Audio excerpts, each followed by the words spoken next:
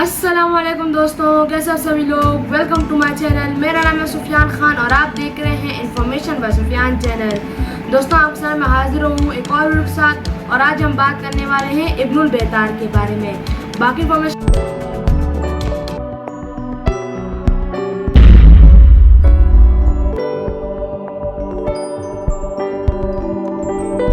ابن البیتار مکمل نام ابو محمد عبداللہ ابن احمد ضیاء الدین ابن البیتار، لاطینی اور انگلش میں نام ابن البیتر۔ پیدائش 1197 مالاگا اسپین، وفات 1248 دمشق۔ سائنسی شعبے: علم النباتات اور طب۔ اہم تصانیف: المغنی فی الدویہ اور الجامع المفردات الدویہ والغزیہ۔ ماہر نباتات ابو محمد عبداللہ ابن احمد ضیاء الدین ابن البیتار اسپین کے ایک شہر مالاگا میں پیدا ہوا۔ اس کا تعلق غالباً اس شہر کے بیتار خاندان سے تھا۔ اس دور کی سوانحی کتب میں اس خاندان کے بارے میں تفصیلی معلومات درج ہیں۔ کچھ لوگوں کا خیال ہے کہ وہ ہسپانوی رومی نسل سے تعلق رکھتا تھا، لیکن فی الحال اس تعلق کا کوئی ٹھوس ثبوت نہیں مل سکا۔ ابن البیتار نے دمشق میں وفات پائی۔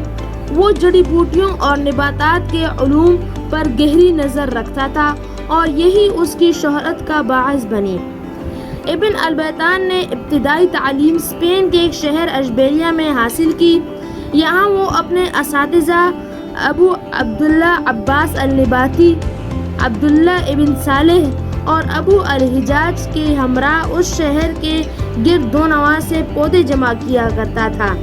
وہ الغافقی، الزہراوی، الادریسی، ڈائسکورڈس اور جینولیس کی تحریروں کا مطالعہ بڑی شوق سے کیا کرتا تھا۔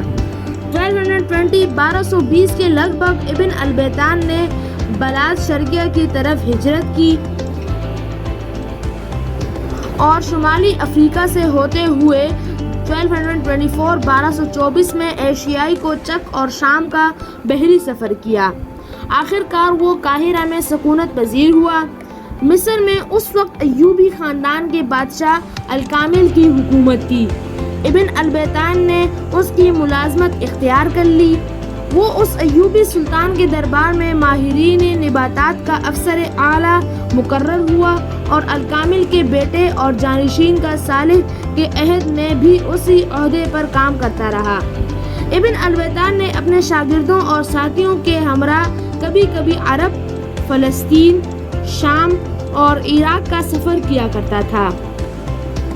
اس کے جانے پہچانے شاگردوں میں ایک نام ابن ابی ازبیعہ کا ہے، جس نے اپنی کتاب عیون النباء میں اپنے اساتذہ پر متعلق تعریفی کلمات لکھے ہیں، لیکن ابن البیتار نے تفصیلی حالاتی زندگی جاننے میں یہ کتاب کچھ زیادہ مدد نہیں کرتی۔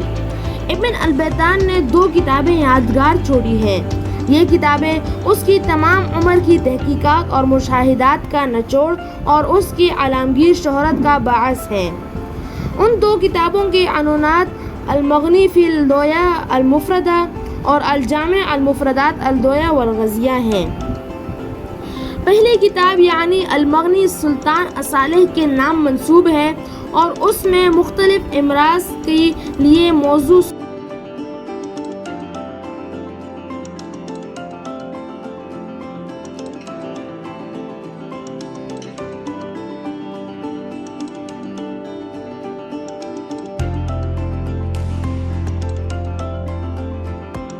زدہ ادویات کا اور ان کے خواص سے بحث کی گئی ہے۔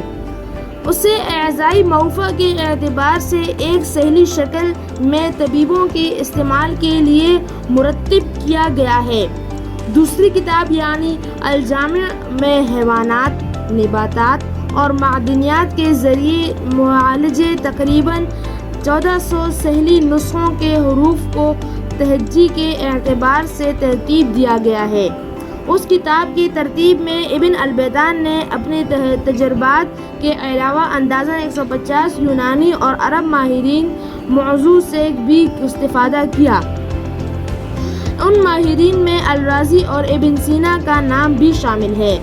ابن البیتار کا سب سے اہم کارنامہ ان دریافتوں کو ایک باقاعدہ شکل میں ترتیب دینا تھا جو قرون وسطی میں عربوں نے کی تھی۔ اس طرح متقدمین کے ہزاروں ادویات کی فہرست میں مزید 300 سے 400 ناموں کا اضافہ ہوا۔ اس نے عربی، فارسی، بربری، یونانی، لاطینی، رومانی اور عرب کی علاقائی زبانوں کے درمیان فنی مترادفات قائم کرنے کے طرف بھی خاصا توجہ دی۔ اس مقصد کے لیے اس نے ابن میمون کے شرح استعمال کار سے بہت مدد لی کیونکہ وہ خود اس کا ترجمہ بھی کر چکا تھا۔ میئر ہارف اور صوبی الجامع کے بارے میں اس خدشے کا اظہار کرتے ہیں کہ اس کی معلومات میں کوئی نیاپن نہیں ہے بلکہ یہ الغافقی کی کتاب الدویا کا چربہ ہے۔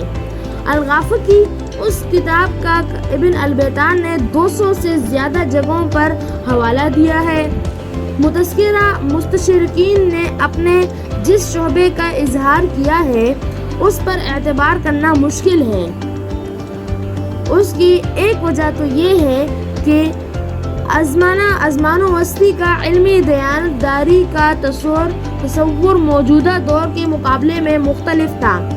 دوسری وجہ یہ کہ الغافقی کی تحریر صرف ابن العبری بربریس شدہ صورت میں محفوظ ہے۔ مشرق وسطی کے اسلامی ممالک کے اندر اور باہر ادویہ کی موضوع پر جتنی کتاب لکھی گئی ان پر الجامع کے گہرے اثرات پڑے ہیں۔ اس کے برعکس مغرب میں اس کا اثر بہت کم ہوا کیونکہ عربی سے لاطینی میں تراجم کا دور 13ویں صدی عیسوی کے وسط میں ختم ہو گیا تھا۔ تاہم اینڈریا الپیگو نے ابن سینا پر اپنی تحریروں میں الجامع سے بھرپور استفادہ کیا ہے۔ عہد متاخرین میں یہ کتاب ولیم پورٹل اور انٹوائن گیلن جیسے عرب دانوں کی توجہ کا مرکز رہی اور انہوں نے اس کا خلاصہ اور فرانس میں محفوظ اس کا قلمی نسخہ شائع کیا۔ ان دو مشہور کتابوں کے علاوہ ابن البیتار نے کچھ اور کتابیں بھی لکھی تھی لیکن وہ زیادہ مقبول نہیں ہو سکیں۔ ایسی کم معروف کتابوں میں میزان الطبیب، رسالہ فی الغزیہ والدویا، مقالہ فی علمون ایسے ابن الجامع نے کے نام منسوب کیا گیا اور الپیگو نے لاطینی ترجمہ کی صورت میں موجود ہے، اور ڈیسکورڈس کی کتاب کی ایک شرح جس کا ایک خطی نسخہ حال ہی میں دستیاب ہوا ہے۔ اس کتاب میں ابن البیتار نے نہ صرف 550 ادویات کی فہرست درج کی ہے جو ڈیسکورڈس کی پہلی 4 کتابوں میں ملتی ہیں بلکہ اکثر بیشتران کے مترادفات بھی دیتے ہیں۔ دیکھنے کے لیے شکریہ دوستوں۔ سفیان کو دیجیے اجازت، ملتے ہیں اگلی ویڈیو میں، تب تک کے لیے اللہ حافظ۔